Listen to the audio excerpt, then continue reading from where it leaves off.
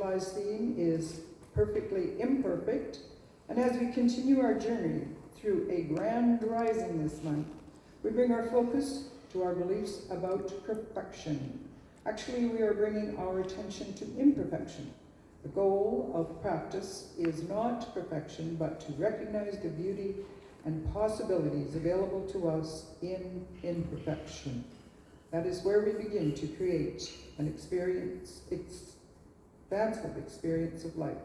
So please help me welcome Stephanie St. Amand, leaning into imperfection.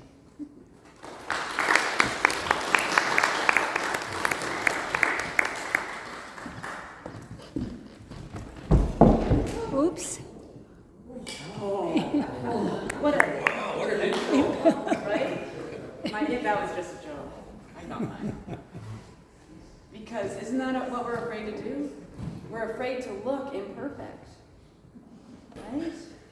As long as you keep your feet under you. Yeah. I used to shock people like that all the time. Okay. Shock people like that all the time. There's the microphone. I don't know if you know this about me, but I didn't get into theater school. But I was destined to be some sort of entertainer, so I might as well have been a minister. Right? Let's do some entertaining up here. Do some entertaining in here.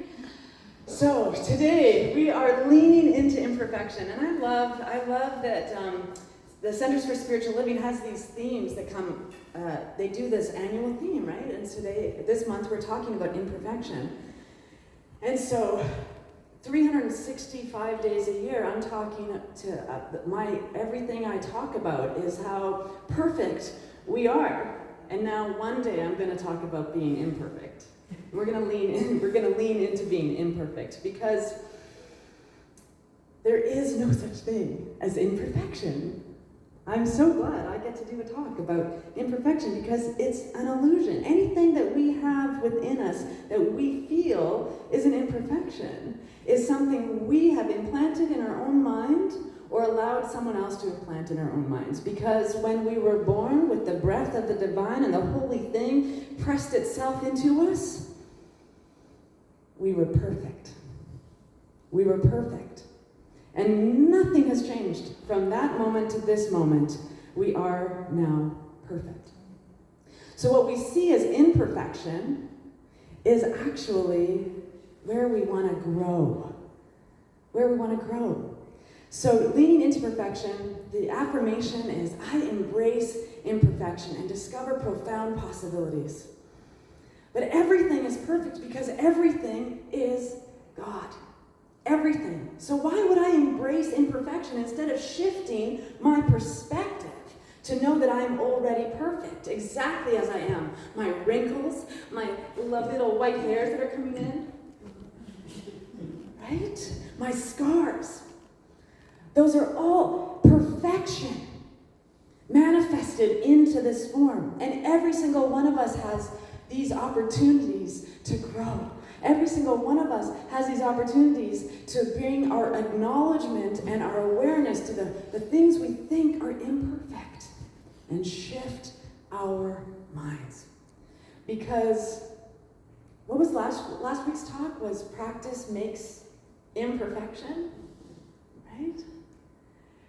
My saying is practice makes progress. Because practice is what we do every single day. We are practicing being ourselves. We are practicing learning how to think differently, how to shift our minds, how to know more about ourselves. And practicing imperfection, I want to just change this word a little bit. Because if we put a dash after the M and before the P, I'm perfect. I'm perfect, right here in this seemingly imperfection.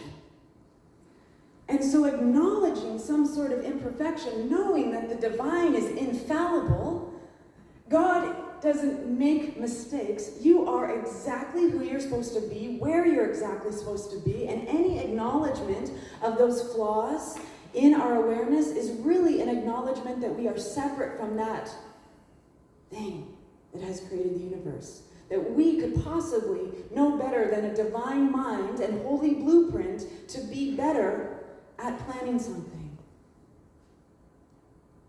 Separation is the flaw because it's an illusion.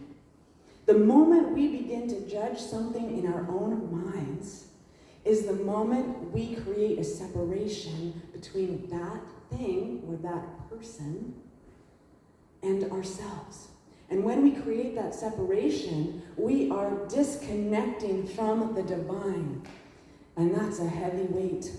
That is a heavy weight to carry, disconnection. God doesn't make mistakes. It's an infallible law and principle. It's not some dude micromanaging our existence. We get to be in the freedom of who we are. We get to be that free expression of a unique and unrepeatable source and substance. We are unfinished, not flawed. We are unfinished masterpieces, just in progress along the way. Ernest Holmes, he wrote in Religious Science, the mental attitude of the practitioner is one of denial toward every false condition that opposes the principle of life as one of absolute perfection. God's world is perfect, and in this is the principle we have to demonstrate. Moving away from the condition. This is what we learn in Science of Mind, right? We move away from the condition. We aren't denying the condition is here. Oh my goodness, I have a cramp in my leg. I'm not going to pretend it's not there. I'm going to turn away from that which caused it and find what can move the muscle. Find what moves the muscle within it. So we need to embrace that shifting consciousness. Not necessarily embracing imperfection, embracing the perfection of your awareness that there's something for you to more to know, more to grow, more to evolve. But you are infallible. It looks sticky and messy, it does. It looks like moldy bread sometimes. Moldy bread, stale bread, but life is all of it, the sticky and the sweet. It is the moldy bread and the bed of roses in full blossom. It's the wholeness of life. And embracing that wholeness, embracing that you are one with this infinite intelligent presence, has circulated itself in you to make a reflection of itself, unique and unrepeatable. So shifting our perspective expands possibilities. Recognizing our imperfection is simply bringing to our awareness where we might want to shift, where we might want to grow, where we might want to expand. Like note to Steph, don't fake trip upstairs. You'll cause people panic. I'm not going to do that again. I've learned my lesson. No. So when we explore these possibilities that are within us, we get to rise up and recognize that everything is for us. I say this like a broken record. If it is before us, it is for us. I love this Marilyn Monroe quote I found. Imperfection is beauty, madness is genius, and it's better to be absolutely ridiculous than absolutely boring. Right? That's my ADHD mind goes, amen. This is me being a genius. This is me being mad and crazy and wonderful and good and holy and sacred. This is everything that I need to be. Because there is only one. Every morsel of our existence is divine unfolding. It is spirit unfolding. It encompasses the diverse expressions of each and every one of us. Look how colorful we are. Look how brilliant we are. Look how each and every one of us in this room could build a boat if we did it together. Because each and every one of us have different skills and different experiences. And we come together in community to see that, to be witness, to be the observer of this divinity that is showing up in community.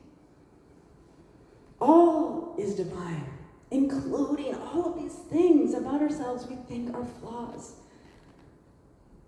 All the things we think are shortcomings.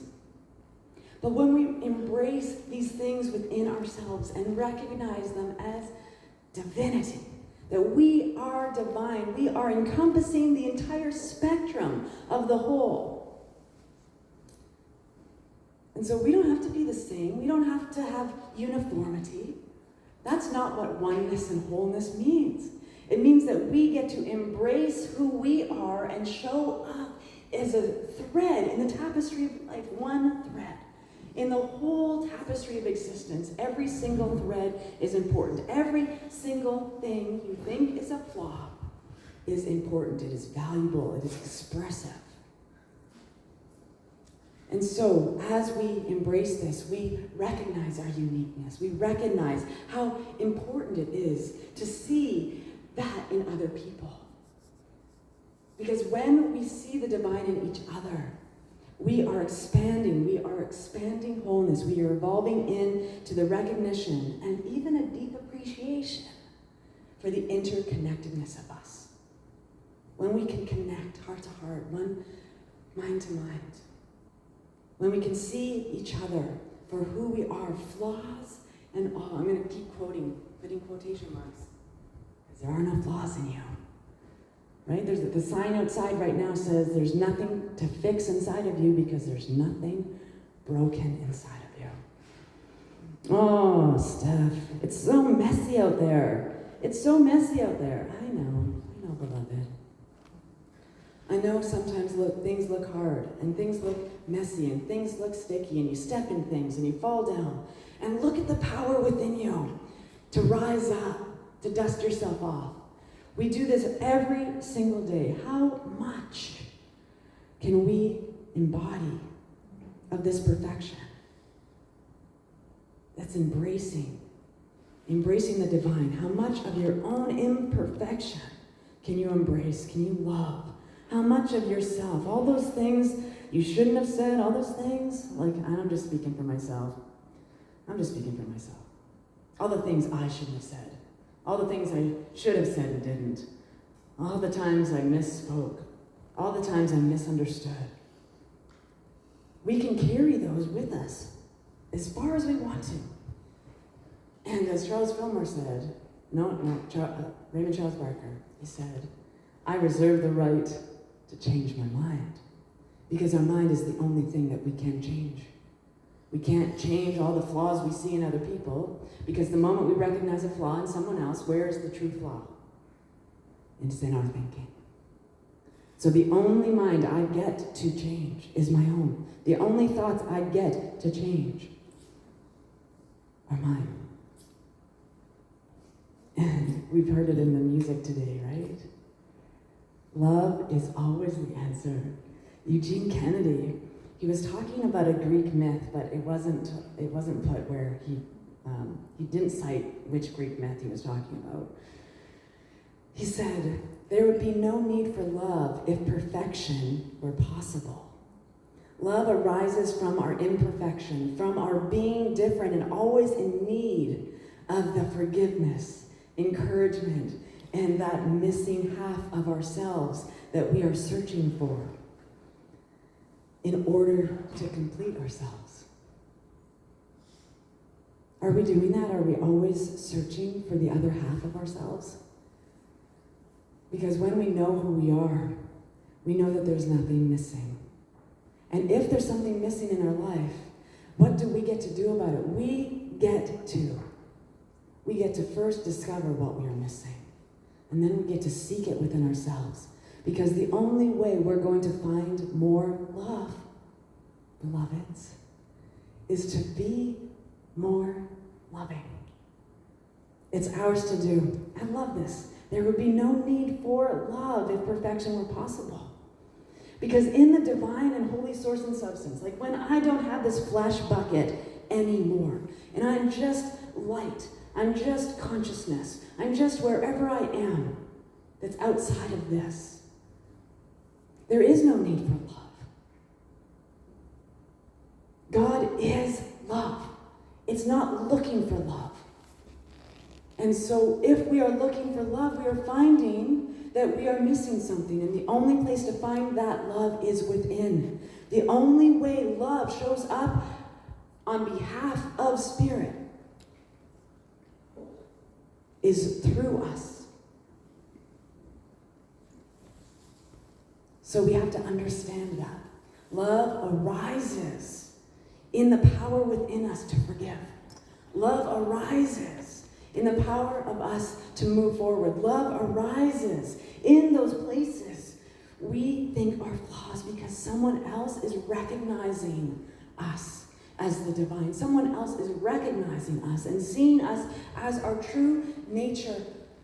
They're not looking at our shortcomings. They're not looking at any of our mishaps and mistakes because they love us unconditionally. I guarantee you, you have someone in your life right now that feels that about you. There's no F-ups in this life. In other company, I would have said the bleep word, but I'm going to keep that word to myself today. So understanding that there are no shortcomings. Every piece of you, every part of you is an essential aspect of the whole. Without your shard of glass in the mosaic of life, we would not have grace and glory. Through you, through the pieces of you that want to be made known in this world. Your authentic, divine, and holy stuff is right here where you are. It's right where you need to be. Ernest Holmes, he said, unity and uniformity are not the same thing.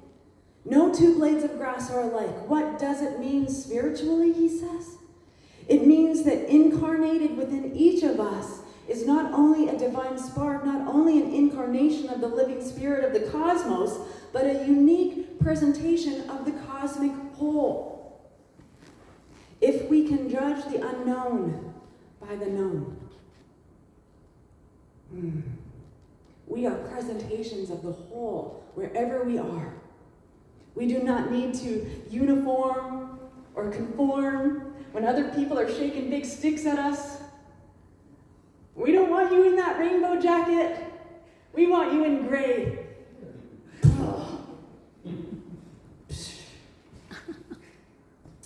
I'd rather be absolutely ridiculous than absolutely boring. So there's no gray in here. There's no gray in here. We get to be the divine reflection and emanation presented by the divine. All this beautiful expression of spirit unfolding. And there is a beauty in the self-discovery. That's the purpose of life, right? The purpose of life, the meaning of life. It's self-discovery. Discovering all of those flaws within you and remembering that it's not a flaw. Discovering, reminding ourselves each and every opportunity to remember the infinite possibilities that are possible. The infinite potentiality that is capable within our very thinking. Because we have direct access to God's mind. We have direct access. We call it affirmative prayer, prayer meditation, spiritual mind treatment, thinking nicely to ourselves about ourselves. That's all we're doing. That's all we're doing. That's what affirmative prayer is, talking nicely to ourselves. And in that self-discovery, we can do anything. We can discover where our blocks are and where we're going. And the journey to worthiness is all in our minds. Because we were born worthy. So our worthiness is inherent simply by the act of being born. If you are present right here in this life, breathing, heartbeat, you are worthy. Worthy of this life, worthy of your uniqueness, worthy of your authenticity, worthy of the audacious wholeness that wants to be expressed through you. You are worthy to be who you are. Ernest Holmes, he said in The Art of Life, life is infinite energy coupled with limitless creative imagination. It is the invisible essence and substance of every visible form. Its nature is goodness, truth, wisdom, and beauty, as well as an energy and imagination. Our highest satisfaction comes from a sense of conscious union with this invisible life. All human endeavor is an attempt to get back to first principles, to find such inward wholeness that all sense of fear, doubt, and uncertainty vanishes. You are worthy of this journey. You are worthy to be this energy coupled with limitless possibility. You are worthy of an imagination so bold, so beautiful, so precious, so sacred, so good, that you can write your own story from here on out because you know the crayons are in your pocket. You can write your own story now. You know you have the power. Have I shared with you the power of mind before? In the story of how I gave myself hives? I gave myself hives once. This is how I know the power of mind works. This is how I know my imagination is more important than any condition I could possibly have in my physical body. So I was working in corrections. It was crazy time. I was working in corrections. And I was working in, it was on call and high. So if there was a phone call, it was move your butt now. And every now and then I got straight shifts, and I got off. I got a call for an 11 o'clock. So I was working 11 p.m. until morning, and then I had to go back in the afternoon. And I hated it. I hated my job. I loved the boys. I worked at the Agassiz in Portage. It was young boys. Loved them. They were great. My coworkers. It was my coworkers that were horrible. So, I'm driving home. I'm exhausted. I'm not going to get 8 hours of sleep. And I started making that phone call. I'm not coming in. I started the affirmation. I'm not coming in today. I'm covered in hives. I've had another reaction. I'm not coming in today. I'm covered in hives. Because I have to tell the truth, right? I have to tell the truth. And so I started feeling into the story that I was making up for my manager so that I wasn't going to, because there's no way I was going in that day. And I went to bed with the story in my head. Can't come in, had an allergic reaction. I'm covered in hives. And I woke up 2 hours later, covered in hives, because I would rather tell the truth than tell a lie. Even if I could have said, I'm exhausted, I'm not coming in. But I told a story, and my mind made it happen in 2 hours. That is the power of your mind. That is the power of my mind. So let's rewrite better stories. Because if I can give myself hives, sure enough, I took them away. I was in practitioner studies. I was just learning practitioner studies when I had that job. And I was learning that this worked, and it was the demonstration that solidified my presence in the science of mind. Because all these flaws that we see in our minds, all these flaws we believe about ourselves, are things that we have told ourselves or we have allowed other people to tell us, and we believed them. So we get to write a new story today.